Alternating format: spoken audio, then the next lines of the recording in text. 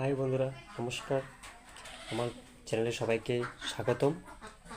এবং আজকে আমি বলছি শ্রীলঙ্কা এবং ভারতের বিপক্ষে যে মধ্যকার যে তিনটি ম্যাচ, ওয়ানডে ম্যাচ এবং দুটি সমাপ্ত হয়েছে। এর মধ্যে একটা ভারত হেরেছে এবং প্রথমটাতে টাইট হয়েছে।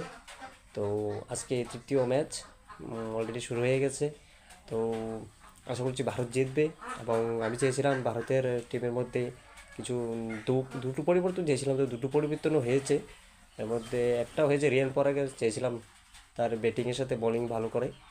এবং হর্ষিত রানাকে চেয়েছিলাম, তো না হলো। তো কোয়েল রাহুলের জায়গায় ঋষভ পান্তের জায়গা হয়েছে।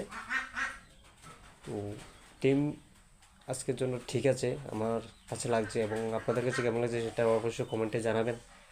আর শ্রীলঙ্কার টিম